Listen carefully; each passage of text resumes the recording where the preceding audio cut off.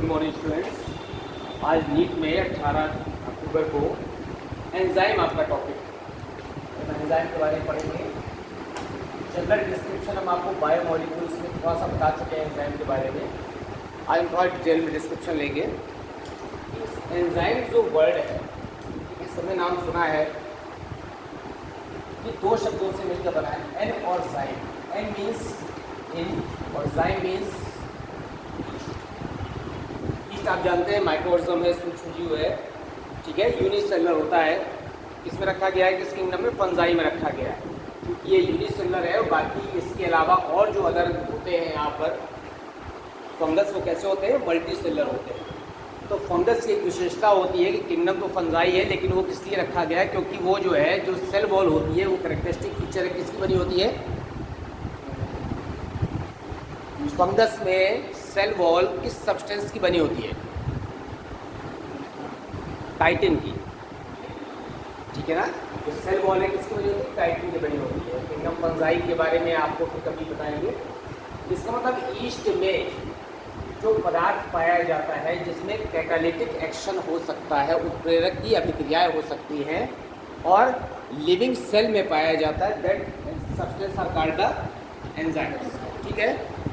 अब कभी कभी कंफ्यूजन होता है कि एंजाइम अभिक्रिया की गति को क्या कर रहे हैं, उत्प्रेरित करते हैं, तो यही कार्य कैटालिस्ट भी करता है, उत्प्रेरक भी। तो अगर एंजाइम सबसे पहले जो किसने डिस्कवर किया, बुकनर साइंटिस्ट हैंस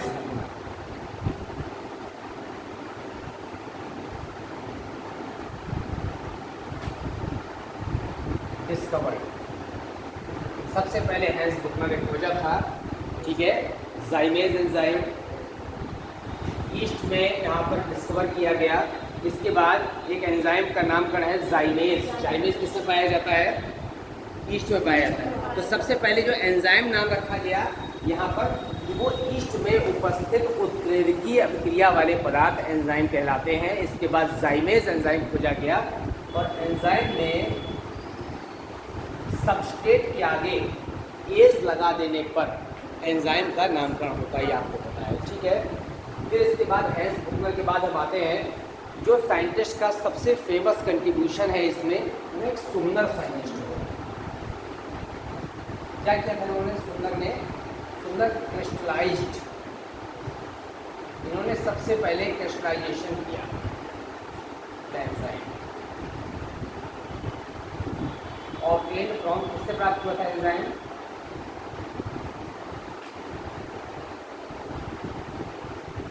जैक भी नाम सुना है, लोबिया के बीज। उससे सबसे पहले इन्होंने एंजाइम को क्या किया, क्रिस्टलाइज किया था सुंदर में।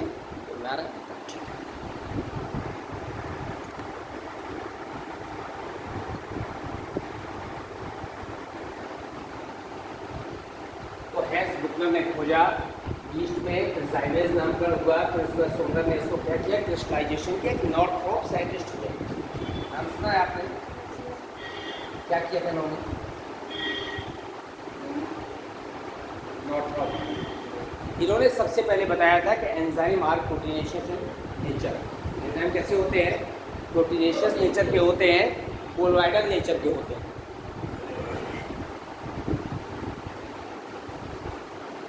Discovered the proteinaceous and colloidal nature.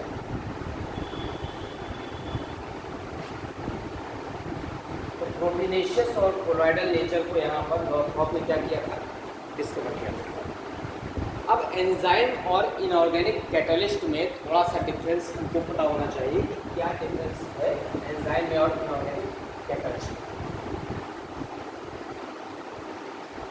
उसके बाद हम उसके एंजाइम की प्रॉपर्टीज लेंगे, उसका नामकरण लेंगे, कैसे करते हैं, क्लासिफिकेशन लेंगे। तो एक तरफ हो गया यहाँ पर एंजाइम और एक तरफ हो गया यहाँ पर इनऑर्गेनिक कैटलिस्ट। या केवल कैटलिस्ट लिख सकते हैं और ना लिखें उत्प्रेरक।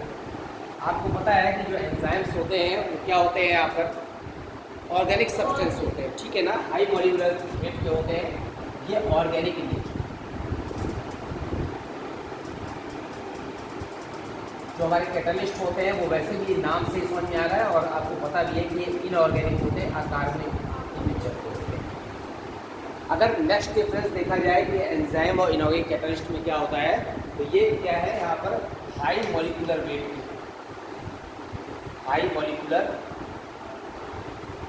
जो सब्सटेंस होते हैं हाई मॉलिक्यूलर वेट के होते हैं, इसका मॉलिक्यूलर वेट क्या होता है, कंपैरेटिवली लो होता है।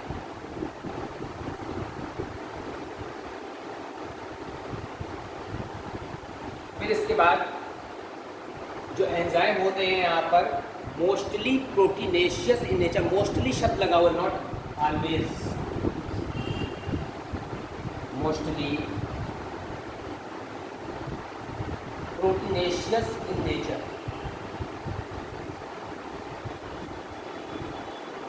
ये कैसे होते हैं यहाँ पर, नॉन प्रोटीनेशियस होते हैं, मोस्टली मेटल आयंस के रूप में होते हैं, mostly in the form of metal ions, ionic form में हो सकते हैं। इसके अलावा और बताइए क्या डिफरेंस हो सकता है एंजाइम और कैटलिस्ट में। अभी आपको कल डिफरेंस बताना है, फिर सिमिलरिटीज बताएंगे। ये ऑर्गेनिक है, इनऑर्गेनिक है, ये हाई मॉलिक्यूलर वेट के, लो मॉलिक्यूलर वेट के हैं, ये प्रोटीनेशियस नेचर के हैं, मोस्टली क्या है मेटल आयंस के रूप में है। और कोई डिफरेंस आपको समझ में आ रहा है एंजाइम और कैटलिस्ट? एक डिफरेंस ये है, ये form in the living cell, इसे बनते हैं लिविंग सेल में बनते हैं, और ये कैटलिस्ट क्या होते हैं, नॉन लिविंग होते हैं। ठीक है, लिविंग इन नेचर। ये कैसे हैं यहाँ पर, नॉन लिविंग। ठीक है, ये डिफरेंस हो गया आपका एंजाइम्स में और किसमें, इनऑर्गेनिक कैटलिस्ट में।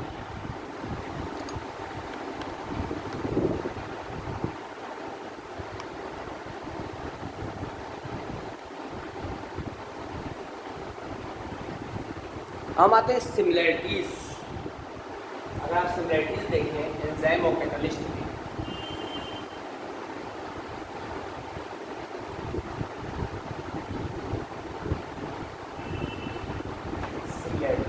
समानताएं बताएं, क्या समानता हो सकती है एंजाइम में और इनऑर्गेनिक कैटलिस्ट में? आप अभी को पूरे रखना, समानताएं आपको क्या नजर आ रही है? दोनों ही क्या करते हैं, अभिक्रिया की दर को क्या कर सकते हैं, कैटलाइज करते हैं, उत्प्रेरित करते हैं। ठीक है ना, कैटलिस्ट भी यही करता है और एंजाइम भी यही करता है, वो कैटलाइज द मेटाबॉलिक रिएक्शंस। हम मेटाबॉलिक ना लिखें, क्योंकि कभी कभी क्या होता है कि जो इनऑर्गेनिक कैटलिस्ट होता है वो नॉन लिविंग होता है, तो केमिकल रिएक्शन को ही कैटलाइज कर रहा है, और मेटाबॉलिक केवल किसके अंदर होता है, लिविंग सेल के अंदर होता है। इसलिए कहते हैं बोथ कैटलाइज द रिएक्शंस। दोनों ही अभिक्रिया की दर को क्या कर रहे हैं, उत्प्रेरित कर रहे हैं। ठीक, और बताइए क्या समानता हो सकती है? दोनों में से कोई भी अभिक्रिया को प्रारंभ नहीं करता, केवल क्या करता है, उसकी दर को प्रभावित करता है। वो क्या लिखेंगे हम यहाँ पर, can not initiate the reaction.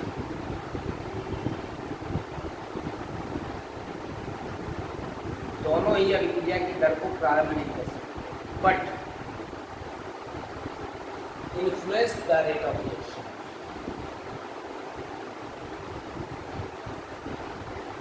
The rate of reaction, अभिक्रिया की दर को क्या कर देते हैं, प्रभावित कर देते हैं। ये सिमिलरिटी हो गई।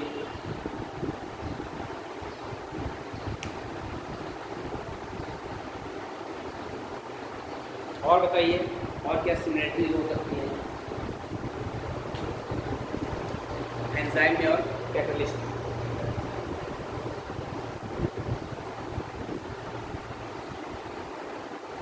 हाँ, इन्फ्लुएंस की जब अल्टर भी लिख सकते हैं, बहुत अल्टर द चेंज क्या कर सकते हैं, चेंज कर सकते हैं। अभिक्रिया के लास्ट में दोनों क्या हो जाते हैं, हमें फिर से रिकवर हो जाते हैं, ठीक है ना। किसी भी रिएक्शन को कंप्लीट होने के बाद चाहे एंजाइम हो चाहे कैटलिस्ट हो, फिर से क्या हो जाते हैं, रिकवर हो जाते हैं इंटैक्ट रूप में, वो रिएक्शन में यूटिलाइज नहीं होते, वो कैन नॉट यूटिलाइज, या लिख सकते हैं exhausted in reactions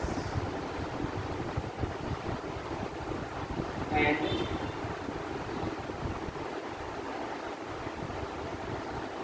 obtained at the end of reaction.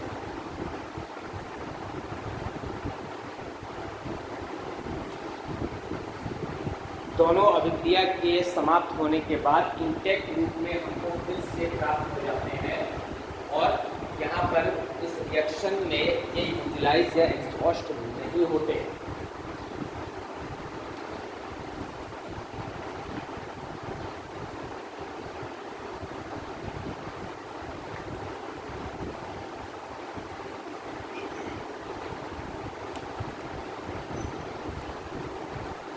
और कोई सिमिलरिटी आपको समझ में आ रही है तो ड्रग आपने पढ़ा हुआ है केमिस्ट्री में, कैटलिस्ट।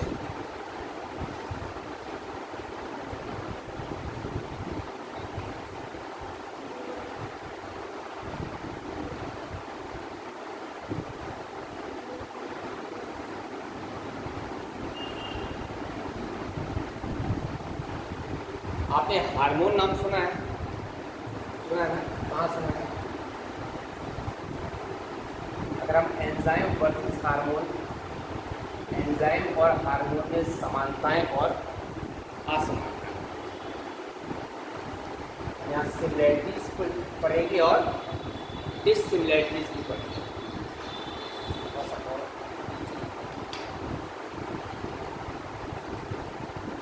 सिमिलरिटीज बताएंगे आप, क्या समानताएं होती हैं दोनों में,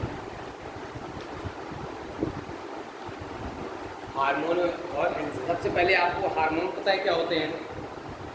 शरीर में जो अंतःस्रावी ग्रंथियां होती, नाम सुना है? Endocrine glands. जैसे कोई एग्जांपल बताइए एंडोक्राइन ग्लैंड का, name any endocrine gland. Thyroid है, पैराथायराइड है, पिट्यूटरी है, ठीक है ना, ज्यादा एंडोक्राइन ग्लैंड्स। तो शरीर में जो भी हमारे एंडोक्राइन ग्लैंड्स हैं, उन एंडोक्राइन ग्लैंड्स के अंदर जो सब्सटेंस सिक्रीट होता है, that is called the hormone, ठीक है ना। तो हार्मोन का मतलब ये होता है, ये हार्मोन को डिटेल में नेक्स्ट लेसन में बताएंगे। हार्मोन हार्मोन शब्द से बना है, इसका मतलब होता है टू स्टिमुलेट, क्या करना, उत्प्रेरित करना किसी को, ठीक है। तो हम यहाँ पर हार्मोन वर्सेस एंजाइम पढ़ रहे हैं, तो आपको पता है कि हार्मोन केवल एंडोक्राइन ग्लैंड्स में बनते हैं, केवल, और एंजाइम सभी ग्लैंड्स में, सभी सेल्स में बनते हैं। हमारी बॉडी में जितनी भी सेल है सब में बन सकते हैं। तो सिमिलरिटीज बताना है, फिर डिससिमिलरिटी बताना है। तो समानताएं बताइए क्या करेंगे, दोनों क्या करते हैं, क्या फंक्शन है दोनों का?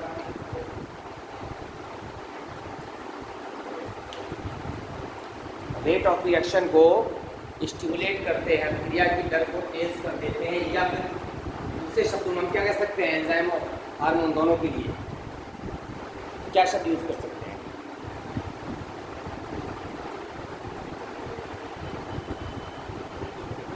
अच्छा, दोनों ही किस में बनते हैं? सेल में बनते हैं। आइदर एंडोक्राइन या एक्सोक्राइन, वो अलग से डिवीज़न है बात में, लेकिन कहाँ बनते हैं? बॉडी में बनते हैं। तो दोनों की सिंथेसिस कहाँ हो रही है? बॉडी के अंदर हो रही है। दूसरी जो सिमिलरिटी है कि दोनों ही बहुत माइक्रो अमाउंट में क्या होते हैं? सिंथेसाइज होते हैं, बहुत क्या कम अमाउंट में, लिख दीजिए, बहुत सिंथेसाइज्ड सेल्स। हम सेल को डिफ्रेंशिएट नहीं करेंगे एक्सोक्राइन, तो वो जो डिफरेंस में आते हैं। नेक्स्ट सिमिलरिटी क्या हो सकती है? Both synthesised in very minute amount, बहुत कम मात्रा में दोनों निर्मित होते हैं।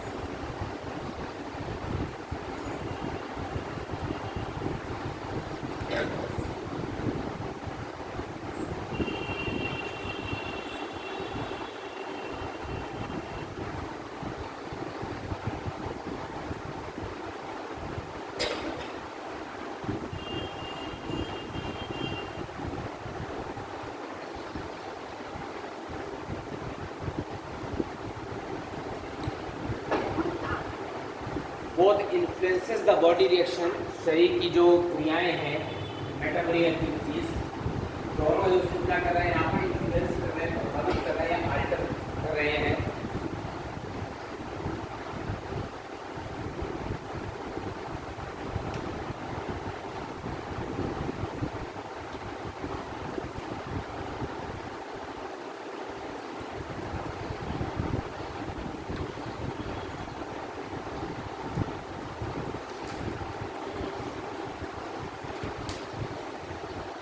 दोनों ही हमें आउटर सोर्स से प्राप्त नहीं होते, ठीक है ना। Both of them are not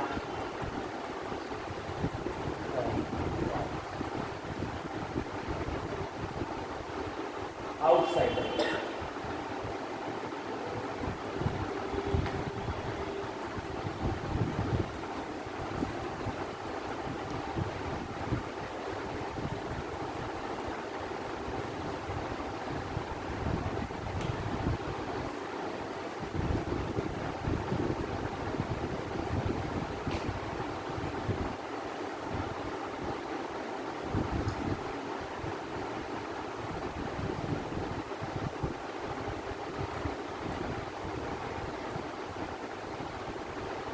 ये आपको डिफरेंस बताने हैं।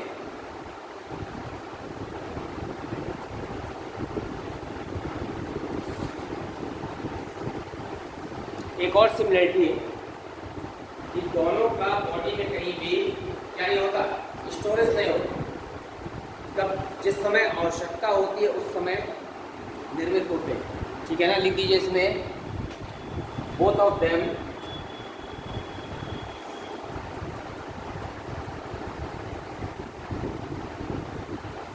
not stored in the body।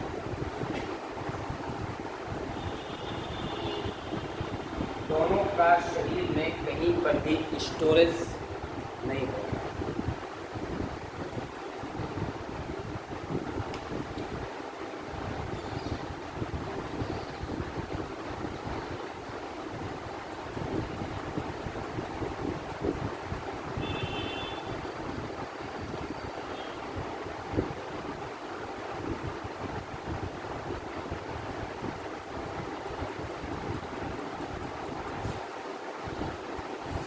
अब अगर हम इनका डिफरेंसेस देखें, दोनों में क्या असमानताएं हैं, तो हम यहाँ पर हार्मोन वर्सेस एंजाइम और एंजाइम वर्सेस कैटालिस्ट पढ़ लेंगे, तो हमको यहाँ पर एंजाइम के बारे में जनरल जानकारी प्राप्त हो जाएगी।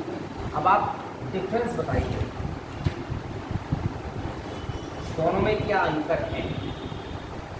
देखिए, सबसे मेन अंतर तो मैंने आपको बताया कि एक जो एंजाइम है, they are formed in all the cells of the body, सभी सेल्स में बनते हैं। But hormones are formed only into the कौन सी सेल्स में, 3 तरह की सेल होती है बॉडी में। एक होती है एक्सोक्राइन, दूसरी होती है एंडोक्राइन, तीसरी होती है यहाँ पर मिक्स्ड। ग्लैंड्स 3 तरह की होती है, एक्सोक्राइन, एंडोक्राइन और mixed.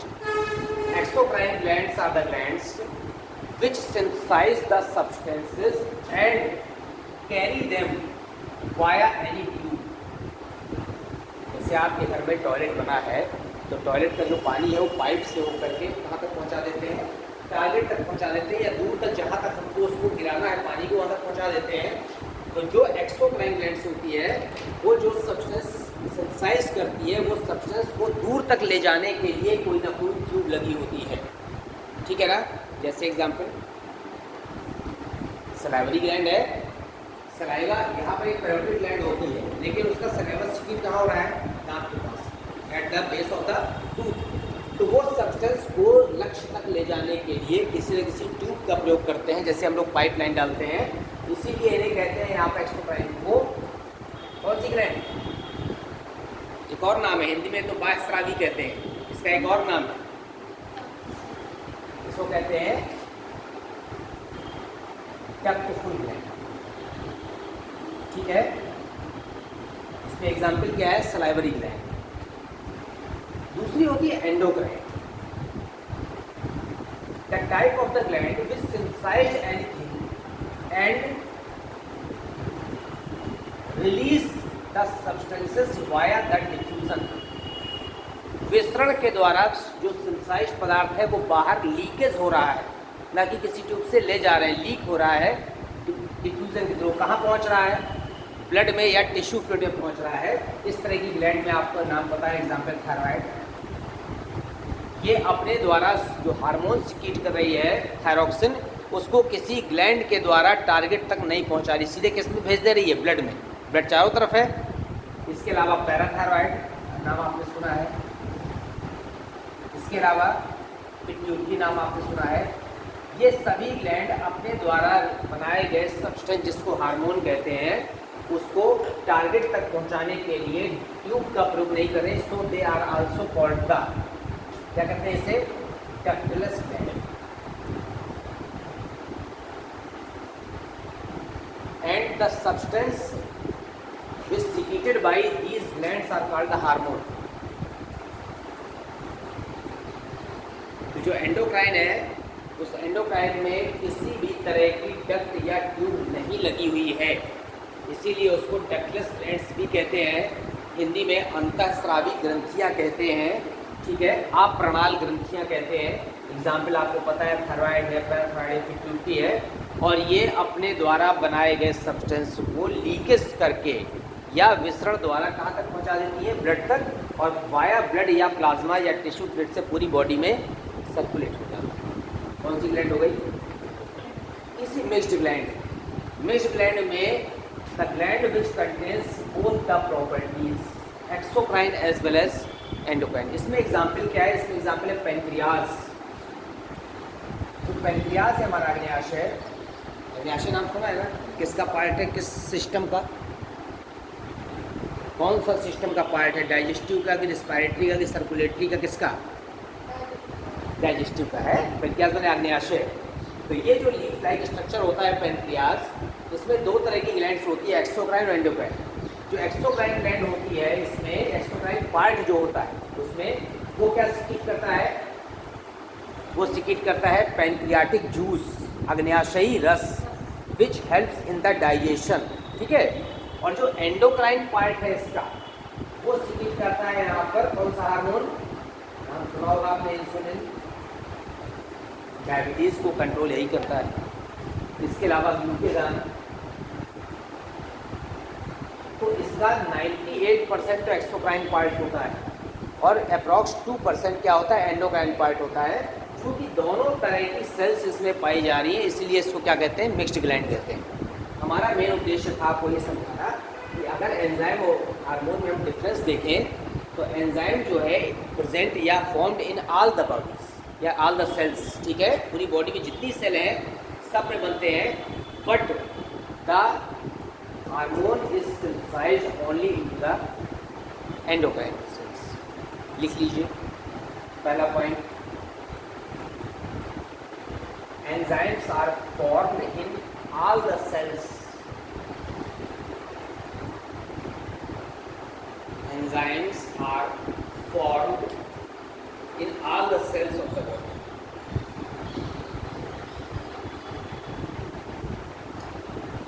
but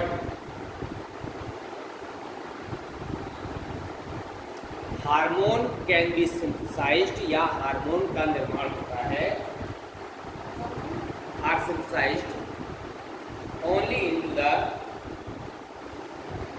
endocrine cells। endocrine लिखा हुआ है। Hormones are synthesized only in endocrine cells। Hindi में कहते हैं कि हार्मोन केवल अंतःस्रावी कोशिकाओं में निर्मित होते हैं, जबकि जो हमारे एंजाइम होते हैं वो सभी सेल्स में निर्मित होते हैं, ठीक है। Enzymes are formed in all the cells but hormones are formed only in the endocrine cells. और बताइए डिफरेंस पढ़ रहे हो? सोचिए, आप कोई रटना नहीं है, क्या डिफरेंस और हो सकता है?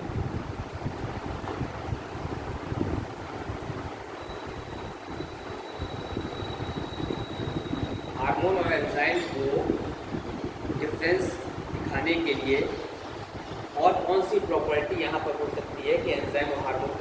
डिफ्रेंशिएट कर सकते हैं। जो एंजाइम्स होते हैं उनका मॉलिक्यूलर वेट क्या होता है, बहुत अधिक होता है इन कंपैरिजन टू हार्मोन। लिख दीजिए the molecular weight of, molecular Hindi में लिखना है, लिख लीजिए। एंजाइम का अणुभार हार्मोन की तुलना में बहुत अधिक होता है। एंजाइम का अणुभार हार्मोन की तुलना में बहुत अधिक होता है।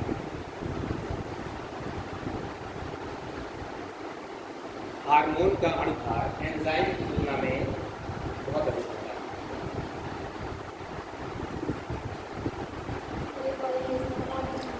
The molecular weight of enzymes, अच्छी बात है, दोनों लिखेंगे तो आपको ज़्यादा याद रहेगा। The molecular weight of enzymes are much more than hormone.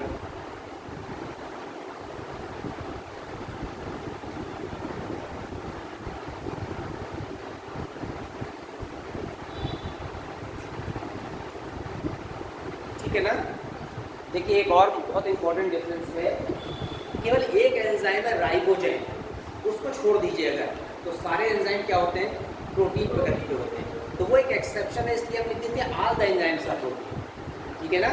और हार्मोन क्या हो सकते हैं, मे बी कार्बोहाइड्रेट, लिपिड या प्रोटीनेशियस नेचर, किसी भी नेचर के हो सकते हैं। लिख लीजिए एंजाइम्स सदैव प्रोटीन प्रकृति के होते हैं। एंजाइम्स सदैव प्रोटीन प्रकृति के होते हैं।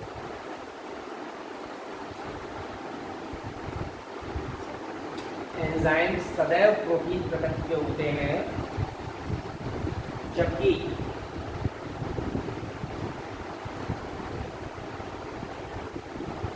Hormones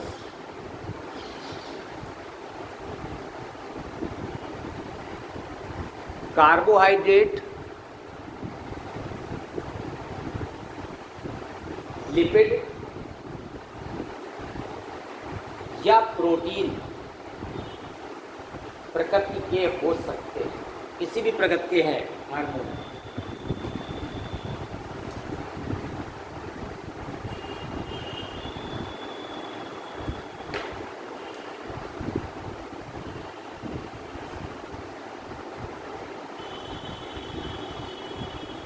enzymes are always proteinaceous in nature, कहते हैं enzymes are always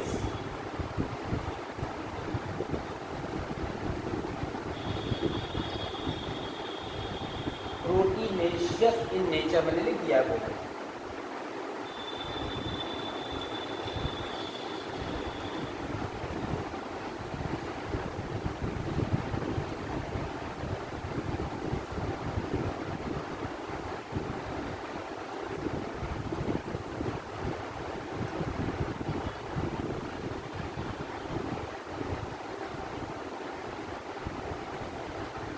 Enzymes are always proteinaceous in nature, but hormones may be proteinaceous, lipid or carbohydrate in nature.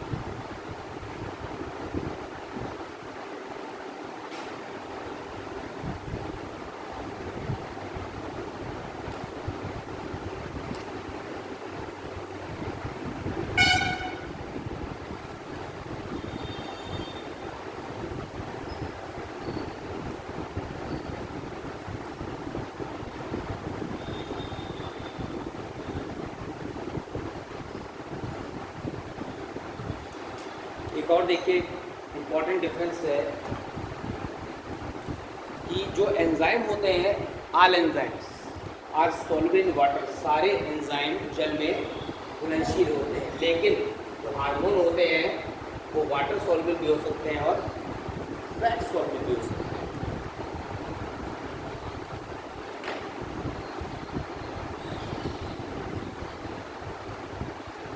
Enzymes सदैव जल में घुलनशील होते हैं, बट हार्मोन्स वाटर सॉल्वेबल या fat solvable हो सकते हैं।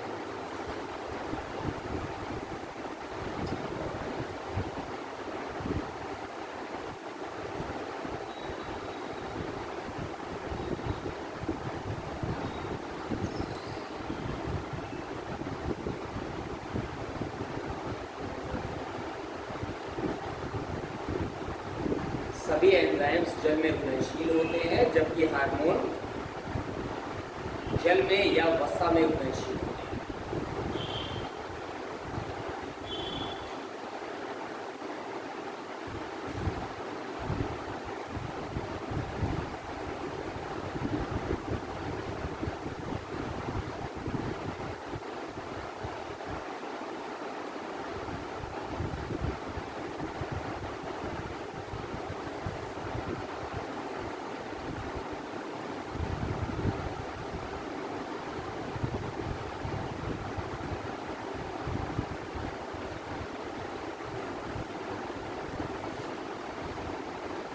फिर मेन डिफरेंस आपको बताएंगे, ठीक है? हो गया? देखिए एक और डिफरेंस इंपॉर्टेंट है कि हार्मोन का जब यूज़ होता है किसी रिएक्शन में, तो उसके बाद वो क्या हो जाते हैं, नष्ट हो जाते हैं। ऐसा नहीं कि वो क्रिया के बाद में पुनः नहीं प्राप्त होती, ये केवल कैटालिस्ट और एंजाइम प्राप्त होते हैं, जबकि एंजाइम क्रिया के अंत में पुनः प्राप्त हो जाते हैं। लिख दीजिए, हार्मोन क्रिया में प्रयुक्त हो जाते हैं, हार्मोन क्रिया में प्रयुक्त हो जाते हैं, जबकि एंजाइम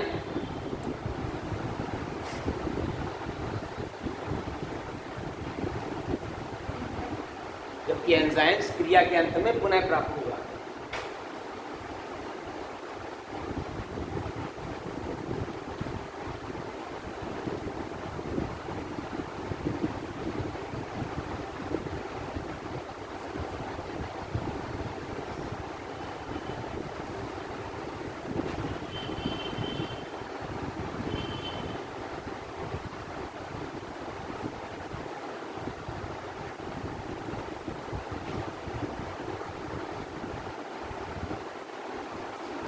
हार्मोन क्रिया में प्रयुक्त हो जाते हैं, जबकि एंजाइम पुनः प्राप्त हो जाते हैं। हार्मोन्स आर यूटिलाइज्ड या exhausted in reaction, but enzymes are recovered.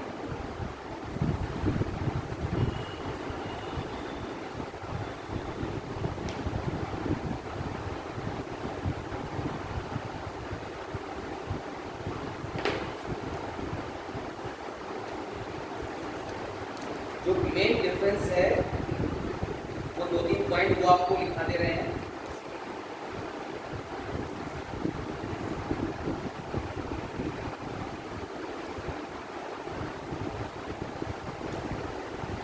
ये हो जाए, हो गया? देखिए एक और डिफरेंस देखिए, जब आप एंजाइम की अभिक्रिया कराते हैं या एंजाइम जब फंक्शन करता है तो वो क्रिया फॉरवर्ड या बैकवर्ड हो सकती है, मतलब रिवर्सिबल हो सकती है। तो जो एंजाइमेटिक रिएक्शन है may be reversible, but hormonal reaction may not be reversible. जैसे मान लीजिए ग्रोथ हार्मोन से कुछ हुआ, हमारी लंबाई बढ़ गई, वो वापस नहीं आएगी, ठीक है ना? लेकिन एंजाइम से अगर मान लीजिए आपने यहाँ पर सपोज करिए ग्लूकोज है, ग्लूकोज को आपने फ्रक्टोज में कन्वर्ट किया, दोनों आइसोमर है, ठीक है ना? या एटीपी आपका यूटिलाइज हुआ, किसमें कन्वर्ट हुआ? एटीपी। अगर इसमें फिर से इनऑर्गेनिक फॉस्फेट दे दिया जाए तो फिर से किसमें बदल जाएगा? एटीपी में। तो एंजाइमेटिक रिएक्शन रिवर्सिबल हो सकती है, लेकिन हार्मोनल रिएक्शन रिवर्सिबल नहीं हो सकती। लिखिए, हार्मोन द्वारा उत्प्रेरित अभिक्रियाएं, हार्मोन द्वारा उत्प्रेरित अभिक्रियाएं, हार्मोन द्वारा उत्प्रेरित अभिक्रियाएं नॉन रिवर्सिबल होती है, माने अनुत्क्रमणीय है, अनुत्क्रमणीय, नॉन रिवर्सिबल।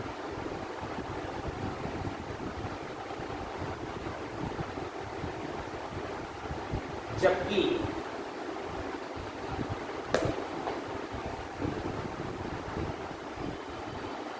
एंजाइम द्वारा उत्प्रेरित अभिक्रियाएं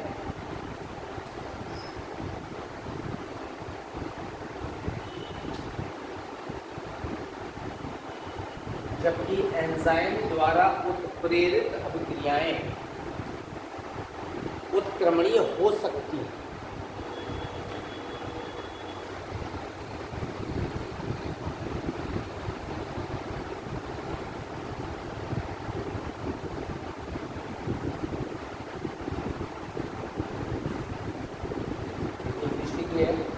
बहुत सिंपल इंग्लिश होती है। हार्मोनल रिएक्शंस कैसी हैं?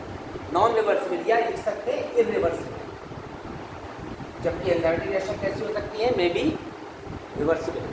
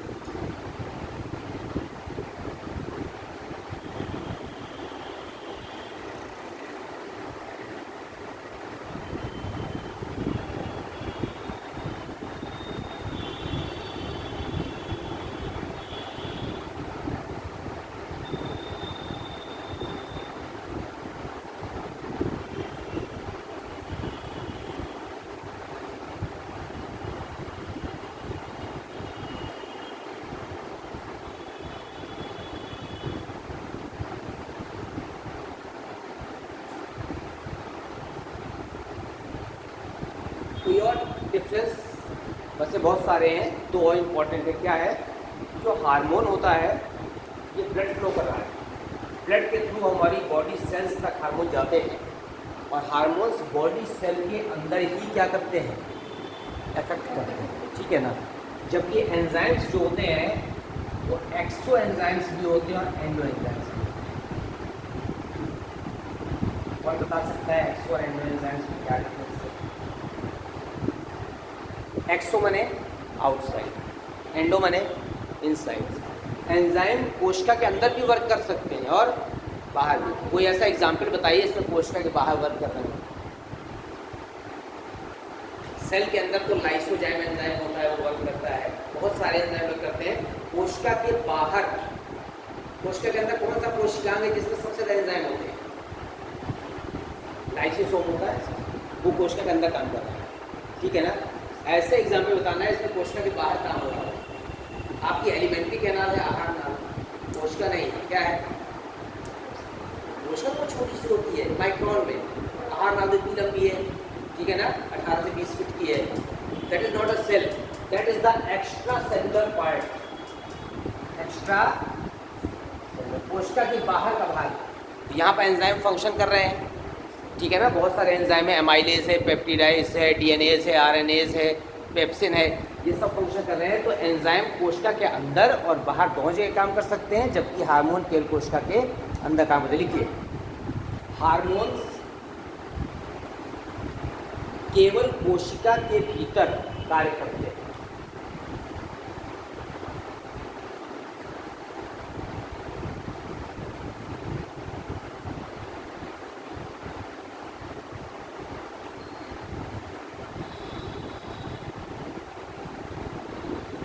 जबकि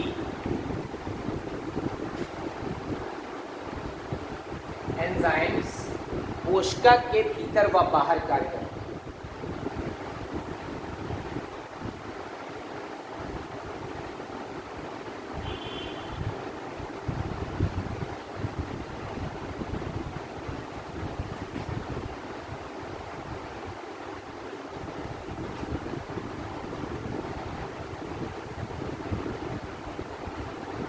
दिया मैंने, तो hormone functions only inside. Hormone का जो फंक्शन है, hormone functions only inside the cell, but enzyme functions inside और आउटसाइड, कहीं भी वर्क कर सकते हैं।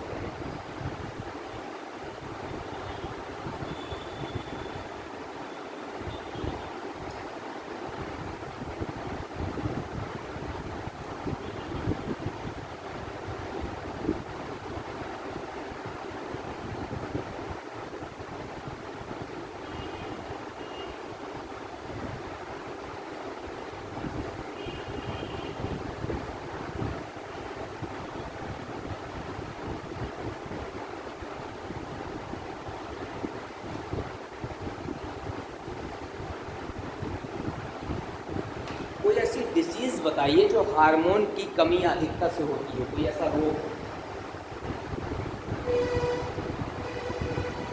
ये जो थायराइड ग्लैंड है हमारी, इसके ये हार्मोन सीक्रेट करती है थायराइड से, तो इसकी कमी हो जाए तो क्या हो जाता है, गलैंड बढ़ जाता है। कौन सा रोग है?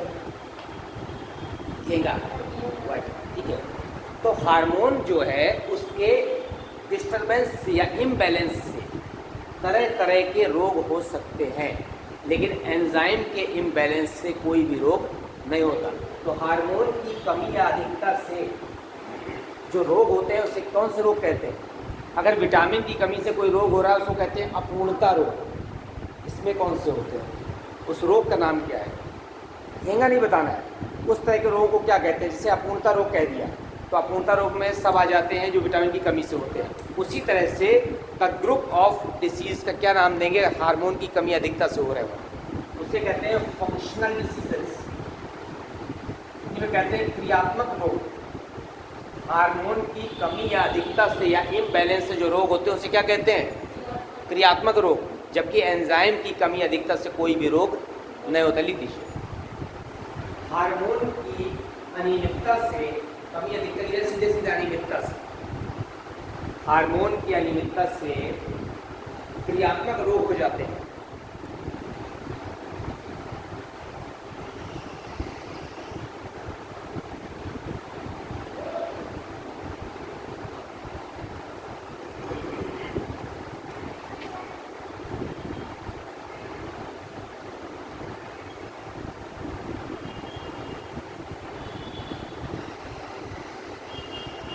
जबकि एंजाइम से ऐसा नहीं होता।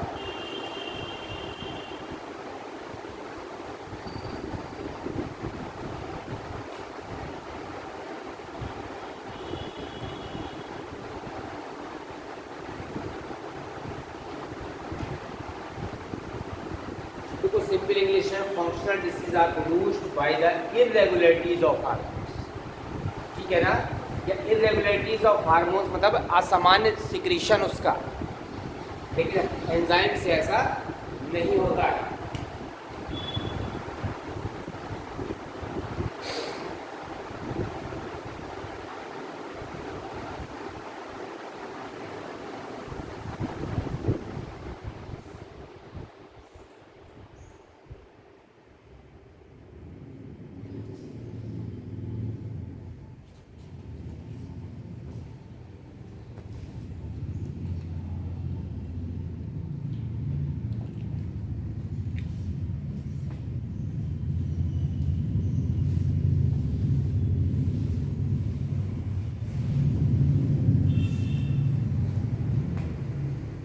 चलिए काफ़ी डिफरेंस हो गए, हम मेन मुद्दे पे आते हैं फिर से एंजाइम में। The branch of biology in which we deals the study of the enzyme is called the enzymology. लिखिए, विज्ञान की वह शाखा जिसमें एंजाइमों का अध्ययन किया जाता है। विज्ञान की वह शाखा जिसमें एंजाइमों का अध्ययन किया जाता है।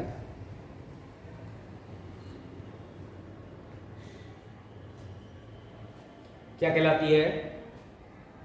एंजाइमोलॉजी कहलाती है। विज्ञान की वह शाखा जिसमें एंजाइमों का अध्ययन किया जाता है एंजाइमोलॉजी कहलाती है।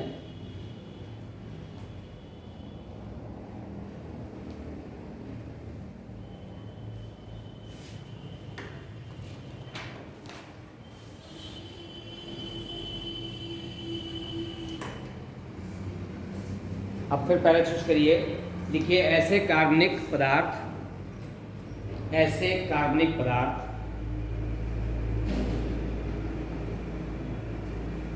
जो उच्च अणुभार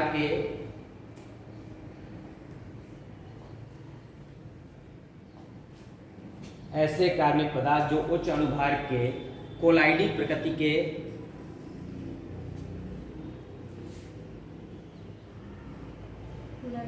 कोलाइडी नेचर प्रकृति के व प्रोटीन से निर्मित होते हैं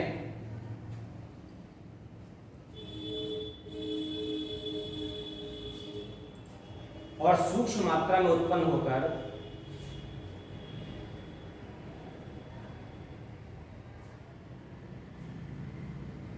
और सूक्ष्म मात्रा में उत्पन्न होकर अभिक्रिया की दर को प्रभावित करते हैं। अभिक्रिया की दर को प्रभावित करते हैं, क्या कहलाते हैं? एंजाइम।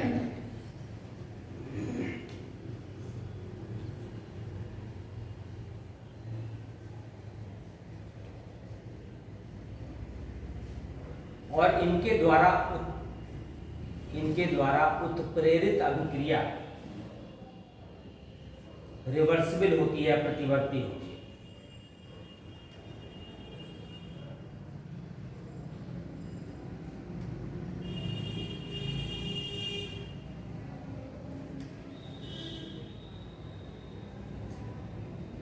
हो गया? पहले चीज करिए, एंजाइमों को सक्रियता के लिए, एंजाइमों को सक्रियता के लिए सह एंजाइम की आवश्यकता होती है। सह एंजाइम की आवश्यकता होती है।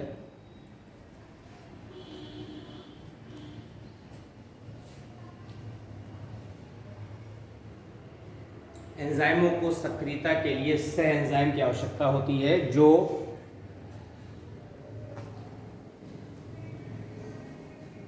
बोर्ड देखिएगा, पीएच स्पेसिफिक माने विशिष्ट पीएच मान पर क्रिया करते हैं। पीएच स्पेसिफिक, टेम्परेचर स्पेसिफिक,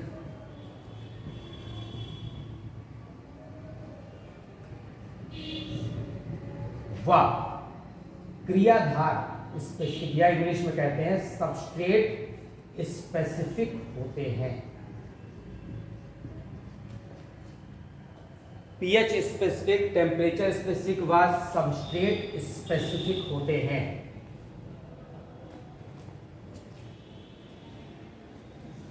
इसका मतलब ये होता है कि एक विशिष्ट पीएच मान पर क्रिया करते हैं, विशिष्ट ताप पर ज्यादा सक्रिय होते हैं और विशिष्ट अभिकारक के प्रति सक्रिय होते हैं। इसका मतलब है कि हर एंजाइम किसी पर्टिकुलर अभिकारक पर क्रिया करता है। जैसे प्रोटीएज है तो केवल किस पे क्रिया करेगा? प्रोटीन पर। एमाइलेज है तो केवल किस पे करेगा? मंड पर। लाइपेज किस पे करेगा? लिपिड पर। इसीलिए नाम दिया है substrate specific.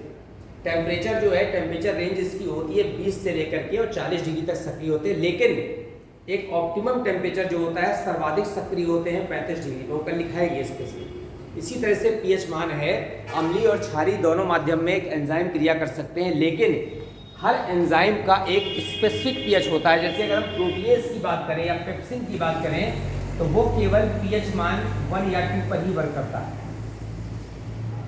Strongly acidic medium में, ठीक है ना। इसी तरह से हम दूसरे एंजाइम की बात करते हैं लिपिड की, तो वो बेसिक मीडियम में ही काम करता है। इसका मतलब ये जो है पीएच स्पेसिफिक है कि इस विशिष्ट पीएच मान पर ही हर एंजाइम अलग अलग काम करेगा, सबका अलग अलग पीएच होता है।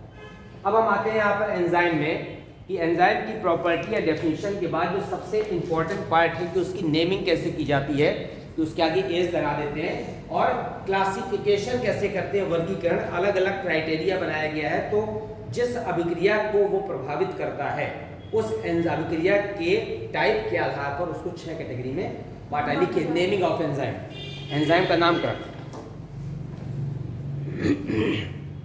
नेमिंग ऑफ एंजाइम, एंजाइमों का नामकरण।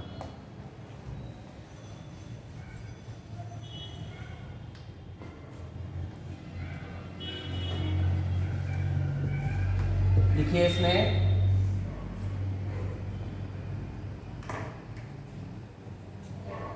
जिस अभिकारक पर या जिस सबस्ट्रेट पर एंजाइम कार्य करता है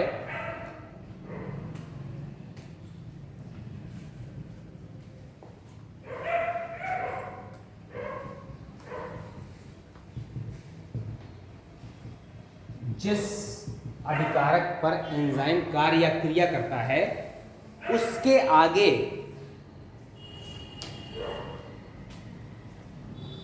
ब्रैकेट में आगे वो कहते हैं सफिक्स, हिंदी में कहते हैं अनुलग्न, जिसके आगे अनुलग्न एज लगा दिया जाता है। अनुलग्न एज लगा दिया, लिखा है एज लगा दिया जाता है।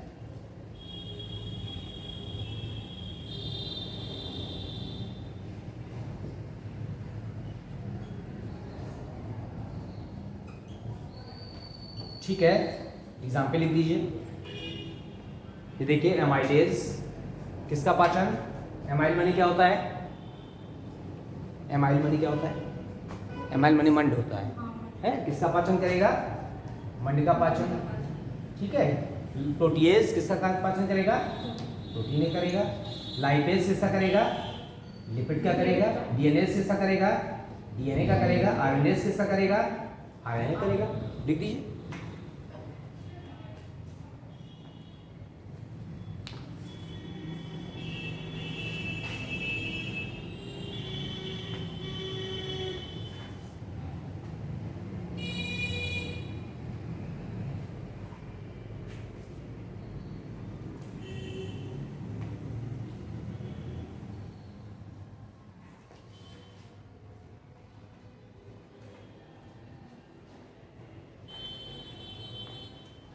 Amylase, protease, lipase, DNAs, RNase.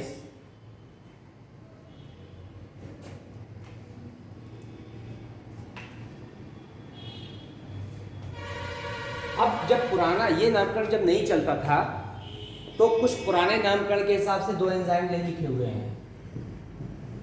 ये नामकरण अभिकारक के आगे एज लगा के नहीं बनाए गए थे, लेकिन उस समय नामकरण की पद्धति नहीं विकसित हुई थी, इसलिए पुराना नाम आज भी चल रहा है।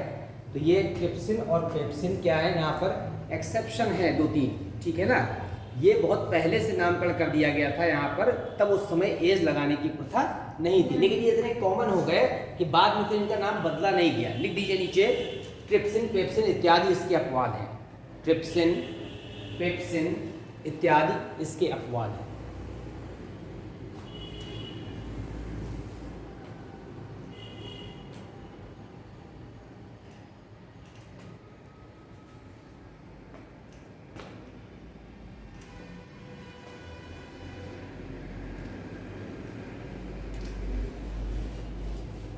हेडिंग डालिए एंजाइम का वर्गीकरण।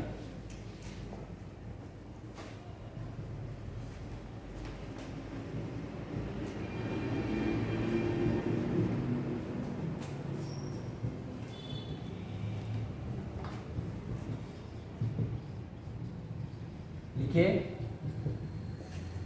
IUB पूरा नाम है international union of biochemist. IUB international union of biochemist.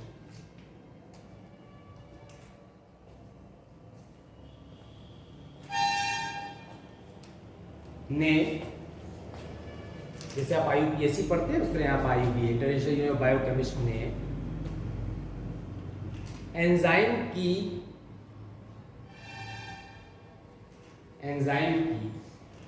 क्रियात्मक सक्रियता के आधार पर, क्रियात्मक सक्रियता, व्याकरण लिख दीजिए विशिष्टता, क्रियात्मक सक्रियता या विशिष्टता के आधार पर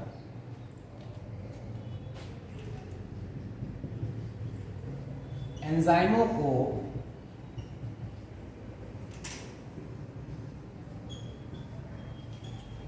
छह समूहों में बांटा। एंजाइमों को 6 समूहों में बांटा।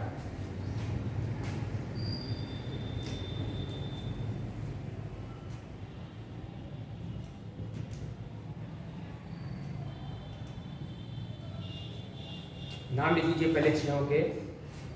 ऑक्सीडोरेक्टेज है, ट्रांसफरेज है, हाइड्रोलेज है, लाइएज है,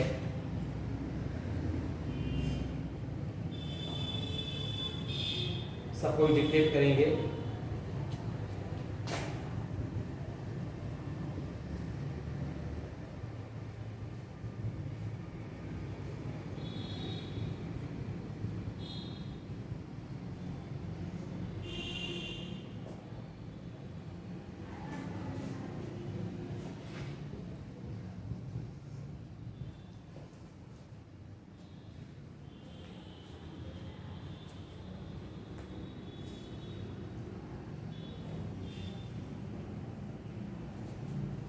कल तो टाइम में ऑफिस है। ऑक्सीडोरेक्टेज, ट्रांसफरेज, हाइड्रोलेज, लाइएज, आइसोमरेज और लाइगेज।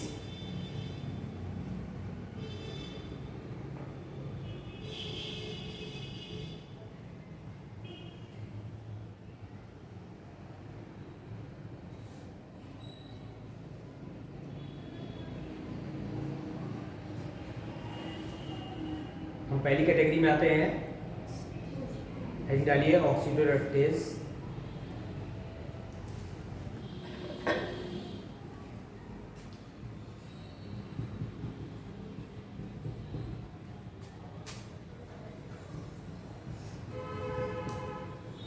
डैश करके लिख दीजिए ऑक्सीडेशन रिडक्शन, ऑक्सीडेशन रिडक्शन अभिक्रियाओं को उत्प्रेरित करने वाला एंजाइम। ऑक्सीडेशन रिडक्शन अभिक्रियाओं को उत्प्रेरित करने वाले एंजाइम।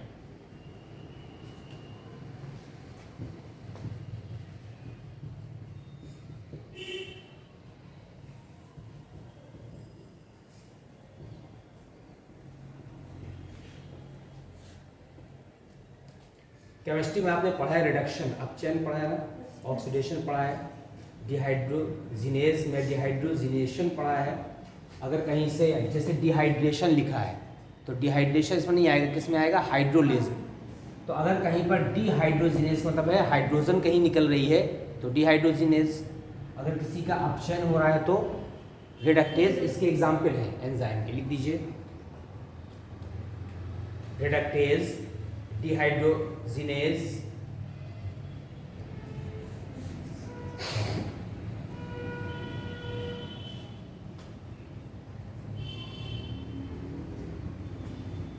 peroxidase, catalase,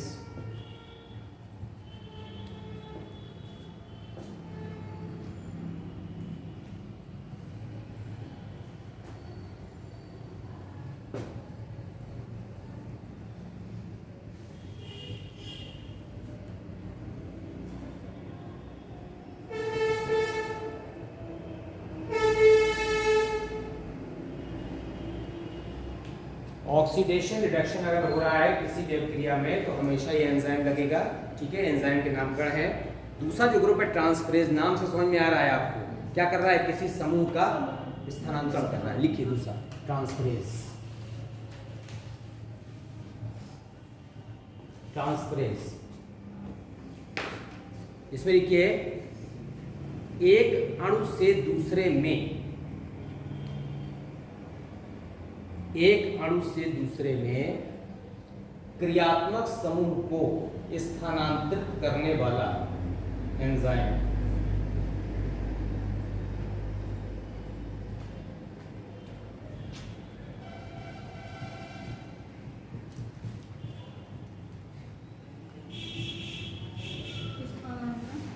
स्थानांतरित करने वाले एंजाइम।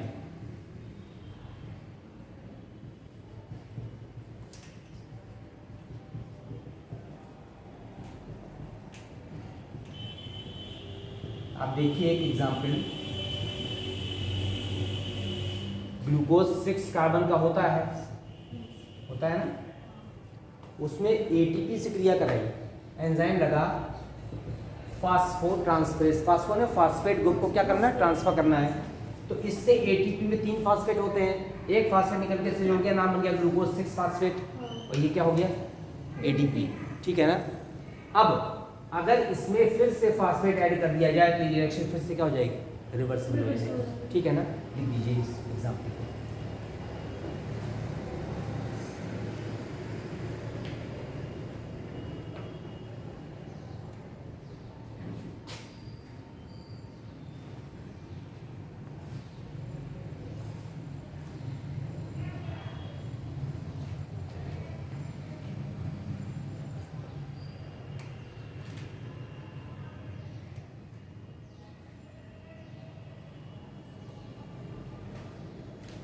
आज उन्होंने एक्चुअली देर कर दिया आने में, है ना, मैं तो आ गया था जल्दी। एक्चुअली मेरी जो है स्कूल 9:20 से है, ठीक है ना। अब मैं एंजाइम टॉपिक परसों पूरा कर देंगे।